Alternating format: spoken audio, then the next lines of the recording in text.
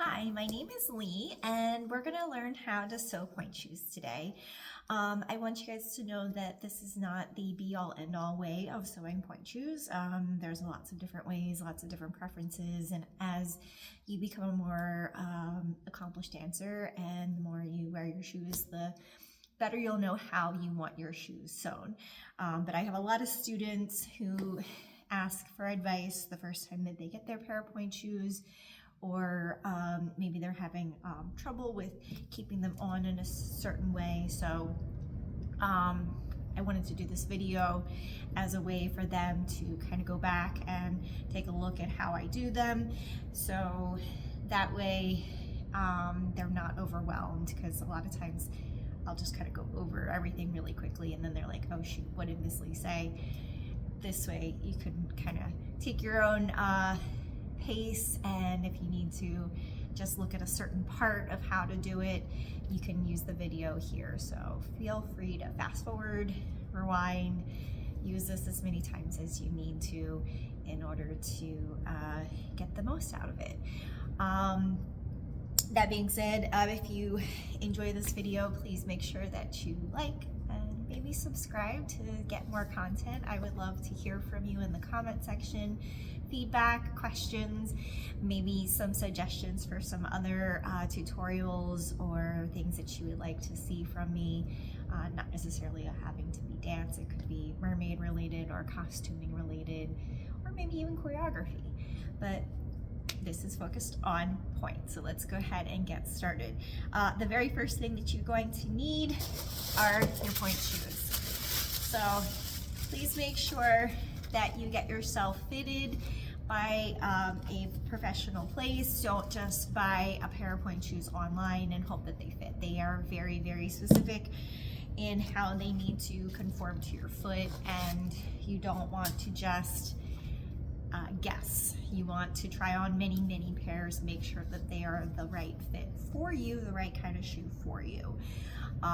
There's a lot of factors involved: how thick or how hard the shank is, how wide the box is at the bottom, how tall the back of the heel goes, just a lot of things. There's lots of different brands, and you want to make sure that they are fitted like a glove to your foot. And you want to make sure that you are cleared by your doctor and your dance instructor before going on pointe. Don't just do it because you feel like it, because you really want to make sure that you have the strength, flexibility, and the proper training in order to be able to do this without hurting yourself, which is really important, because if you're a dancer, you want to be able to dance for as long as you possibly can. You don't want to, do something in the moment and then never be able to enjoy dance because of some silly injury. Anyway, so that's enough on the actual pointe shoe. You're gonna want to have ribbons. I got Prima Soft ribbons. They're actually my favorite because they have a stretch to them. So that's really nice when it gives you a lot more flexibility as far as tying the ribbons go.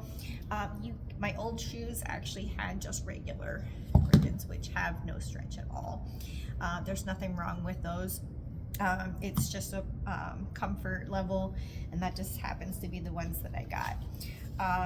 The first thing that let me continue going on with the materials, and then we'll get started on the actual putting things together. I'm jumping ahead of myself. So you got your ribbons. You're gonna want elastic. I actually didn't buy elastic, so I'm going to take the elastic off of my old shoes. It's definitely something that you can do as long as they are not falling apart. These guys are really industrial strong, so I don't mind cannibalizing the old shoes for that part. You will also need scissors to cut your ribbons and your thread. Speaking of thread, there's a lot of different options.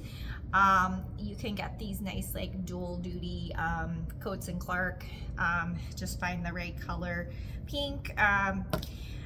You could also use dental floss. Dental floss is very thick. It's coated with wax. If you use regular thread, I highly recommend coating your thread with the wax. What that does is it gives it a little bit of extra strength, and it keeps it from twisting and curling up and making knots that you don't really want. You could also get like a nice little Pointe Shoe kit.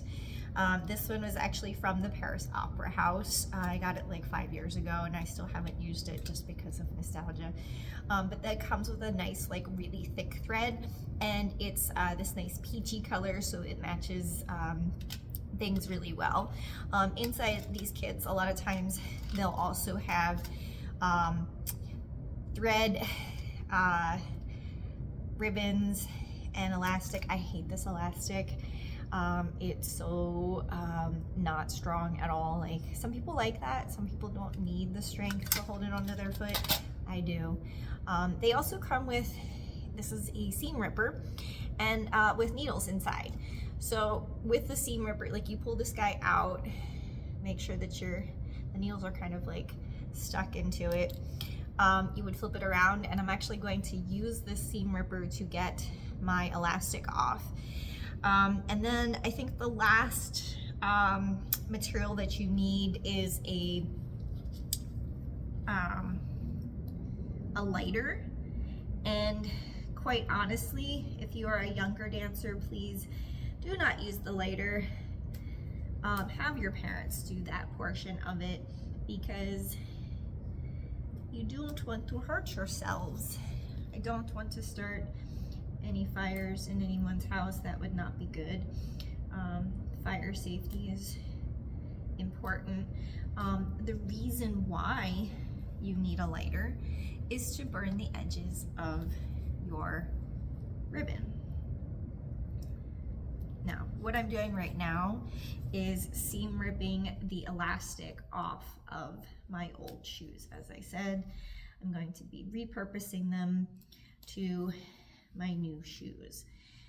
If you're wondering how I'm doing this, I don't know if I can get a good close-up because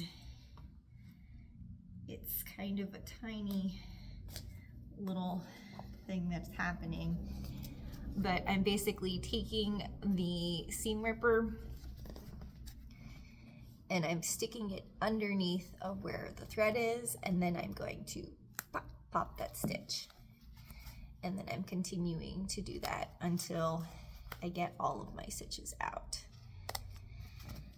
And that's one piece of elastic that is free, and I'm gonna get the other piece of elastic that's free. While I'm doing this, I'm going to talk a little bit about the actual stitch that you're going to want to do. There's the other piece of elastic. So I like to do 2 pieces of elastic across. I make a little cross hatch. My heels tend to pull off of the shoe, which is why I like that higher back heel as well. I have what's called a disappearing heel. Some people have that, not everybody does. But anyway, back to the stitch. So right here I have this gridding. You don't need this. You don't need this ribbon. I just have these in order to give a bigger visual on how I'm going to be doing my stitch. If you have never sewn before, the very first thing that you're gonna wanna do is to thread your needle. So I have an extra big needle that I can thread this ribbon on. Now, what I like to do is to double over my ribbon. So, or not double over my ribbon, double over my thread. So you're gonna cut your thread to the length that you want it. You're going to thread it through the needle. There's a nice little eye there. And then what I mean by doubling it over, so you can see that I have pulled this twice over, all right? I'm gonna get it all the way to the end. I made this extremely long because I wasn't sure how long I needed it for this box stitch on this grid. You're going to get to the end where the two little ends are, and you're going to take your hands, you're going to loop like this, and then you're going to take the bottom end and you're going to tie a little knot, and then you're going to try to double that knot right on top of the other knot that existed. So now you have a double knot, and your thread is doubled up.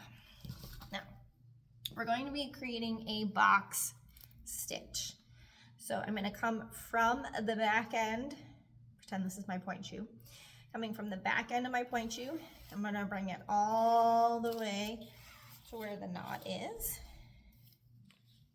Oops, got a little loopy back here.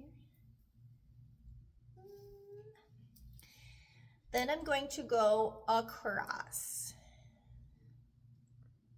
and I'm going to pull it through. This is what I was talking about with knots. Sometimes, even with ribbon, you're going to get a knot. You're going to pull it all the way nice and tight. Okay, so I have done one stitch going across. I am now here. I'm going to come from the back or the front end, so that this would be the front part of the pointe shoe. I'm going to go across. I'm going to try to make it even, and I'm going to go straight across and push through.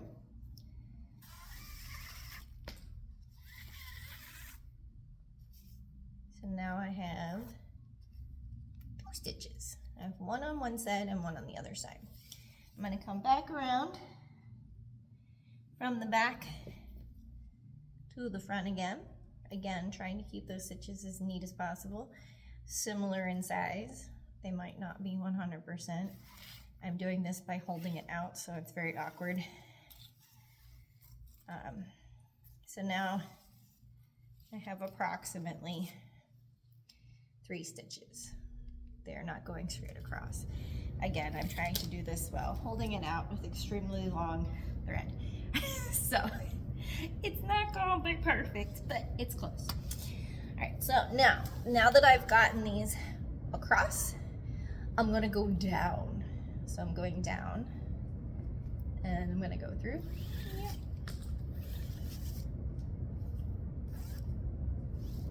Okay, and then I'm gonna come back through to the front.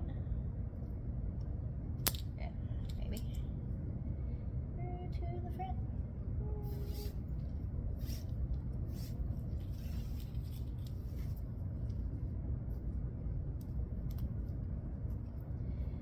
And if your doubled up thread is not even, it's going to keep doing this thing that I keep getting, which is all of these little extra loopies. Then you're going to go back through one more time. So now we have 3 stitches going down.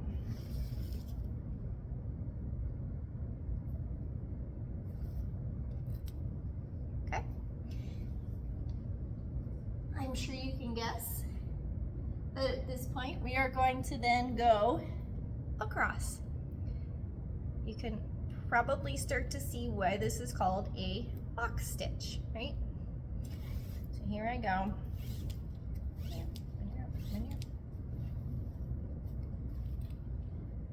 And then I've gone across. I'm going to come back through to the back.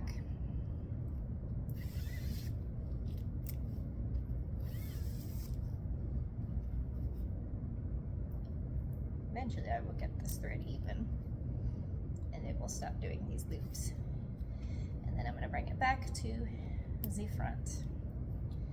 So now we have 3 stitches across the top, 3 stitches across the side, 3 stitches across the bottom, and then we're going to go for 3 more going up.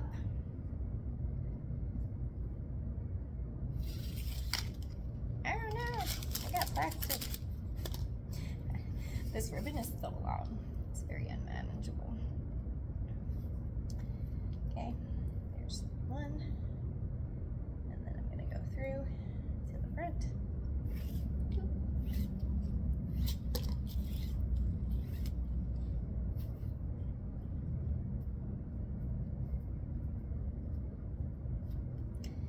And our 3.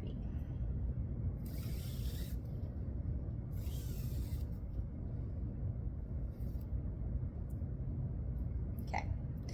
Now, technically you could stop at this point, but I'm actually gonna go backwards and fill in all of the empty spots. So I'm gonna do 3 stitches again, but this time I'm going in the opposite direction. So now I'm going down first.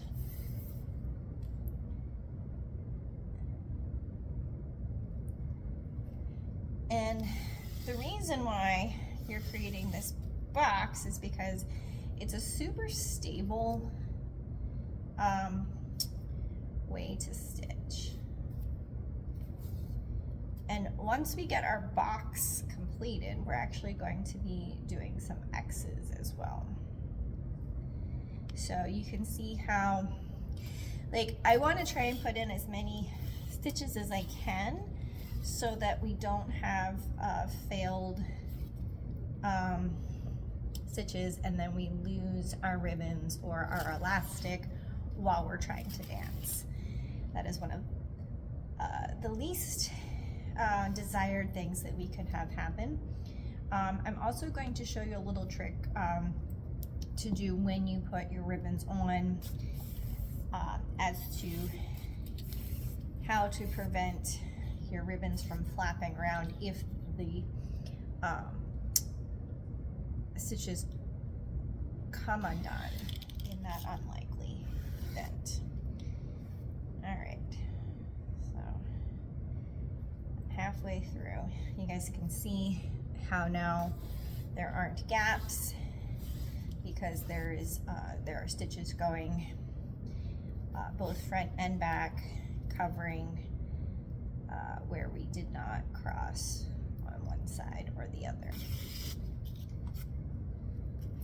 Again, you don't necessarily have to go back through the box. Sometimes I do, depends on how time crunched I am, but especially for your first pair, because you will probably have them for a little bit. Your first pair of pointe shoes tend to last a little bit longer than your subsequent pairs.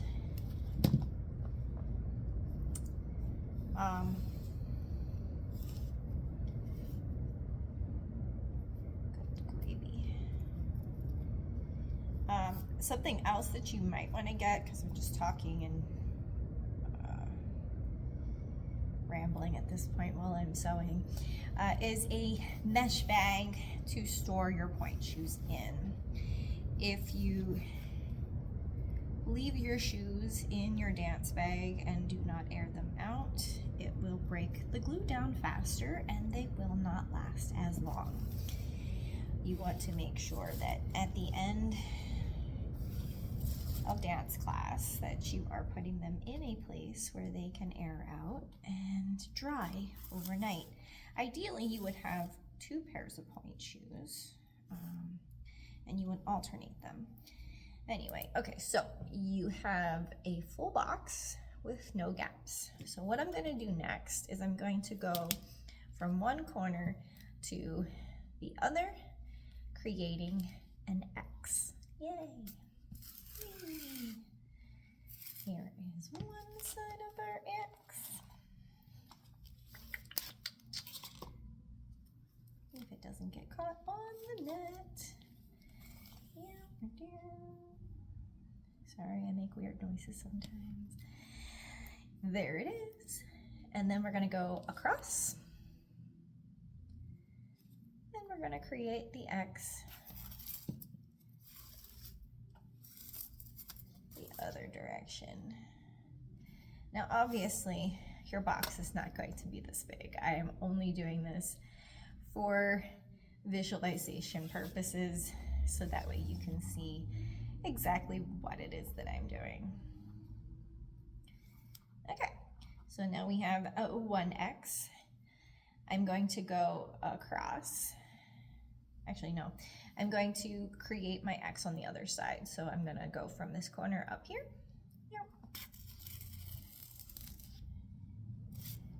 As you see on the back, I don't have an X, but on the front I do.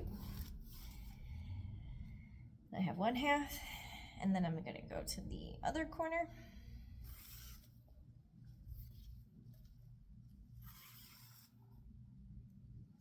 And I'm gonna bring it down.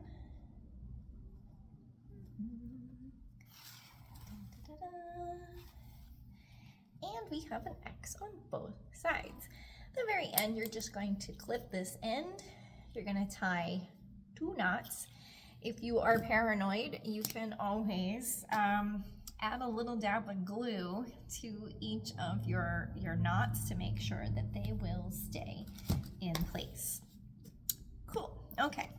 So I'm not gonna torture you through the whole process of me sewing my pointe shoes, because that is that box situation times 8. So because we have 2 in the front, 2 in the back on each pair of pointe shoes.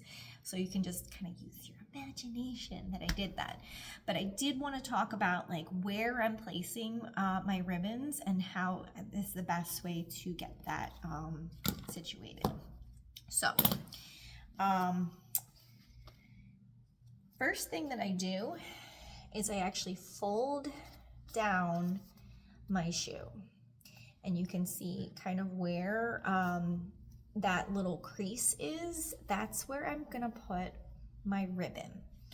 Now, when I do my ribbon,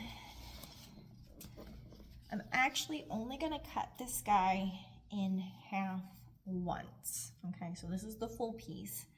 I'm gonna cut it 1 time. That's it. You're like, well, Lee, why wouldn't we cut it 3 times? Because we need 2 ribbons for each pair of shoes. Well, this is what I was talking about earlier, about how we are going to try to prevent our ribbons from being the ones that get taken off. Now, I did this with my other pair and I just took them off. So let's look at this shoe for just a second. They're really gross and I apologize. If you notice, the ribbon is looped underneath and it's not in 2 pieces. So if, for example, I were to have lost the stitching on one side or the other, then the ribbon's not going to come out because it's actually under my foot. Now, one thing that you are going to have to be careful of is you don't want this to be too taut, because then it's going to press up against the bottom of your foot. So you want to make sure that it's very slack in the bottom of the shoe and that it's not going to pull up and hurt you while you're dancing. One thing I also want to note is that you'll see that one ribbon is way shorter than the other. And that's because when we tie them, the inside ribbon is shorter.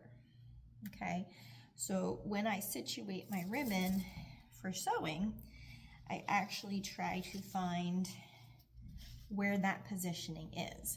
So I'm going to find my middle point. I'm going to put it in the shoe. So I've got it in my shoe. I'm going to put the shoe on my foot. Okay. And I'm going to slide that ribbon so that it feels right. And then I'm going to double check my tie. So best way to do that, you want to go up onto your box. And remember, you're going to wrap it inside ribbon first. So you go around and back in. I want to make sure that I've got enough ribbon to get to the inside of my ankle. You never want to tie on your Achilles tendon. You don't want to tie on the front or the outside of your shoe. Then you're gonna take your outside ribbon, and then that guy, I like to wrap that one around twice, okay? So then I've got a good amount, just a little enough, just so that's not too bulky when I tie it off, and I'll pull it down just to make sure that that's not too tight, right? And come back down. So that seems like it's a good spot. So I'm actually going to take some safety pins, and I'm gonna pin them into that spot so that I know that's where they are. You could also use a pen, or you could use some chalk if you don't want permanent marks onto your shoes. Okay.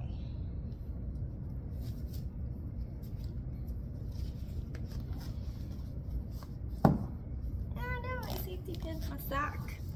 I don't usually do this with socks on. All right. And then I'm basically ready to sew. I like to sew my elastic at the same time as my ribbon because it takes less effort, but that's probably not a good idea for beginners. So maybe what you might want to do is to stitch your ribbon first. So you're gonna sew on that side, do your box, and you're gonna go on that side, do your box, and then you're gonna do your elastic. Some dancers like their elastic just to be one piece straight across, which is totally fine, you know, if that's the way that you like it. I would say get one side stitched in, and if you're only doing one piece of elastic, I would sew it slightly back from your ribbon. If you are doing the crisscross, then I would sew it right on top of your ribbon. And then once you have that situated, put it on your foot, adjust to see how much elastic you need in order to have the flexion for your foot. Try putting your foot on point, pull your foot back down to flat, feel what feels the most secure without being too tight. So you've got to find a nice little sweet spot for yourself. If I would not cut your elastic until you're 100% sure that that's the place that it needs to be, just in case it is too tight, you have some slack to then re-sew it if you need to. Okay, I think that's all. Hopefully this was super helpful for you, and if you have any questions, please let me know. Hopefully you can see everything, and